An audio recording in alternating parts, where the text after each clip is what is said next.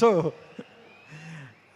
ఇది ఏమో యుద్ధం అని చెప్తున్నారు, సినిమా పేరు వార్ అన్నారు. వాళ్ళిద్దరేమో చాలా మంచి స్నేహితుల్లో ఇందాక నుంచి కౌలించుకుని వచ్చారు, కలిసి మాట్లాడుకుంటున్నారు. చూద్దాం. ఇందాక సుమగారు అడిగారు కదా ఎవరు చెడ్డవాళ్ళు ఎవరు మంచివాళ్ళు అని. చూస్తుంటే సినిమాలో క్యారెక్టర్లో హృతిక్కి సంబంధించినంత వరకు తారక్ చెడ్డవాడు, తారక్కి సంబంధించినంత వరకు హృతిక్ చెడ్డవాడు.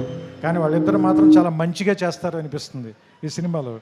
సో రకంగా మంచి చెడ్డ కంటే కూడా ఇది ఒక మంచి సినిమా అవుతుందని మాత్రం ఖచ్చితంగా నాకైతే అనిపిస్తుంది. ట్రైలర్ చూసిన తర్వాత ఇద్దరు యాక్టర్లను పెట్టుకున్న తర్వాత, అందులోనూ ఇద్దరు పెద్ద స్టార్లను పెట్టుకున్న తర్వాత, అంటే యాక్చువల్గా చెప్పాలంటే ఒకళ్ళు వింధ్య పర్వతం, ఇంకొకళ్ళు హిమాలయ పర్వతం, అలాంటి వాళ్ళు ఇద్దరు.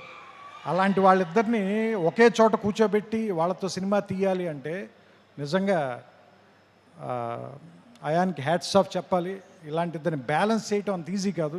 ట్రైలర్ చూస్తేనే అర్థమైపోతుంది మనకి. అంతే చెప్తున్నా కదా, అన్నం అంతా తినక్కర్లేదు, మెతుకు చూస్తే చాలు అంటారు కదా.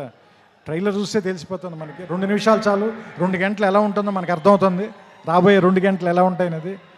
సో వినాయక చవితికి, ఎందుకంటే మహారాష్ట్రలో కూడా గణేష్ బప్పని చాలా ప్రేమిస్తారు కాబట్టి, ఈ వినాయక చవితికి